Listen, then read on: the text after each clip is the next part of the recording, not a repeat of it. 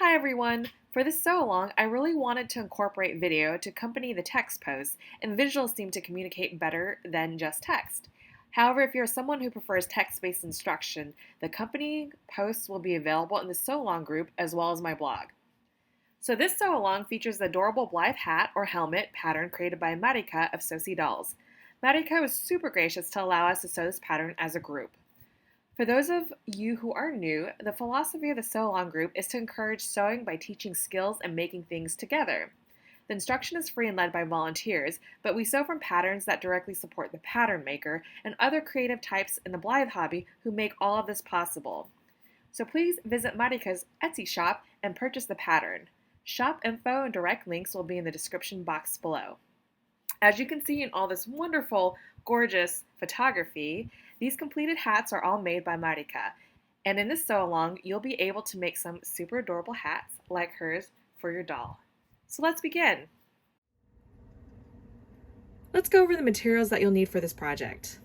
For the outside fabric, I've selected this plush pink faux fur, and the backing is woven. So if you don't have access to faux fur, you don't have anything on hand, and you don't want to buy any more fabric, feel free to use woven fabric. For the lining, I have selected this woven cotton, and it's pretty straightforward. It's been washed and dried before I cut into it. And for the inside of the ear pieces, the directions suggest using felt. So I personally prefer wool felt, but feel free to use any acrylic or polyester blends that you have. You can also use the lining fabric to cut the inside of the ear. So depending on what you have on hand and what you like, feel free to use whatever scraps that you have. And speaking of scraps, I have a bag of scraps. So if you're making a character hat or you want to cut out parts to make a face on your hat or do character hats, refer to your scraps. And here is some of the stuff that I have. Or you can also use googly eyes. Just glue those down with E6000 and epoxy glue, or you can use a fabric glue. But we also have safety eyes. So it's safety eyes, it's an option, but keep in mind that due to how far the eye pokes out, and then you'll add this onto the back, you might have to trim it down. So it might be a little bit more convenient. So it is an option, but test it out, see if you like it, but keep in mind that depending on the thickness of the fabric, this might poke into the head of the doll. So like I said, you might want to trim it. So that's pretty much it. If there's other things that you want to include, feel free to do that. So let's talk a little bit more about the fabrics. So here are some of the fabrics that I will be using to make my helmet. And I have two types of faux fur here. I use this in another sample, which I will share later. But as you can see, it is very soft and plushy. Then you can see that it has a polyester back.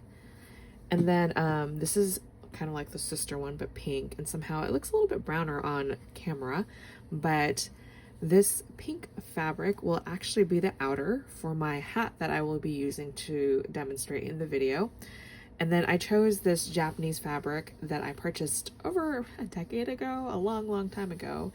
And it's come in handy as I endeavor in doll sewing. So this will be the lining fabric that I choose. So once you have chosen your fabrics and prepared them for use, you want to print out your pattern sheet. And the pattern sheet has all the pieces that you'll need to make the helmet. As you can see, I printed it out on a regular piece of white paper, and I use letter size because I'm in the US, but when you do print, you want to make sure that you print at 100%. So don't do the fit to page or any of the scaling that might be the default printer setting. So just make sure it's 100%. And thankfully, Marika has a ruler at the bottom, which you can use in reference to make sure that your pattern did print accurately. So one of the things that I want to talk about before we start tracing our pattern pieces is that faux fur has a nap, and the nap is the directionality of the fur. So you can see here that this one is probably not the best example because it seems to go in both ways, but what I ended up doing was making sure that I would just cut my pieces in the direction of the nap. So to find the nap, what you need to do is just kind of run your fingers across. And when you run your fingers across, you'll see that you're either going against it, which is this direction, or you go with it. So this is the way that I would cut. I already traced some of it, and you can see that I did make a mistake because I cut against the nap of the fabric, and it can be a little bit confusing, and I've already made a couple of the hats, but I still have to keep checking just to make sure. So you can see this is where I kind of made the mistake, is that once you have the piece traced, you can feel it just to make sure that you're cutting the piece correctly and in the right direction. So we have all that there, and then I have my trusty scissors. So when you cut faux fur, due to the nap of the fabric, if you just go ahead and just go cut, let me just show you on a piece of scrap, just cut it like this, what ends up happening is you cut the hair, and it's not nice. And if you cut around, depending on how high the nap of your faux fur is, you can end up with a very jagged piece. So you don't want to do that. And one thing with faux fur is that you're going to have a lot of little leftover hairs. So just vacuum and keep those up. That's one of the things I find very frustrating about sewing with faux fur, but it's a small price to pay for cuteness. So let me show you how we're going to start cutting this. You want to cut the backing, and you usually start at the base, and take your time. You do not want to rush this. So I usually make small cuts, and as you can see, I'm not going in like, oh, chomp right with my scissors. I am just snipping in between, right?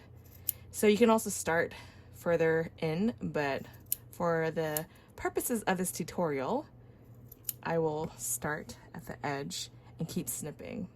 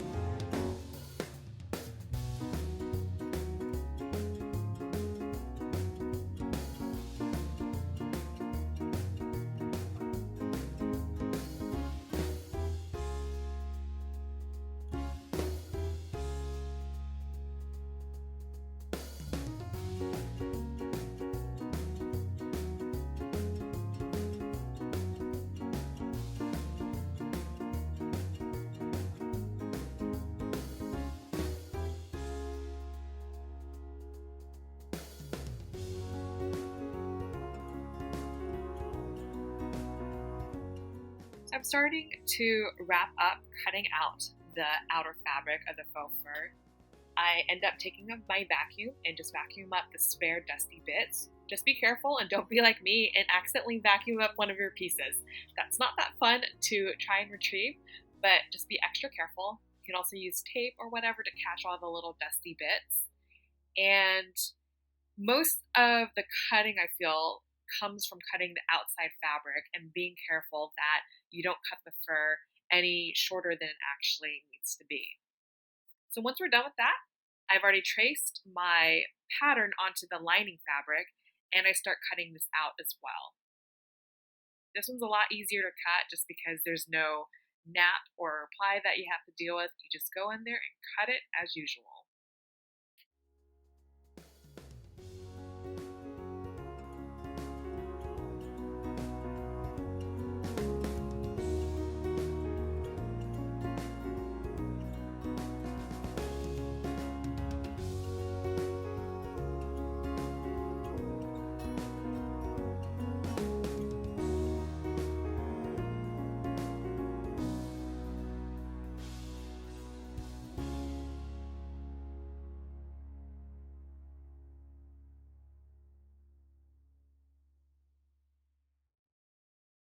once you're done cutting out the lining pieces, you want to go in and cut out the inside ear pieces out of wool felt. And once this is completed, you're pretty much done with the cutting phase of this project. Next week, we will start assembling our pieces together and sewing them to make our hat. There will be a couple of methods of construction depending on your skill set, so please check back next week. All Sewalong posts go live on Sunday, Central Daylight Time, before noon. If you like this video, please check out the other content I have on my YouTube channel.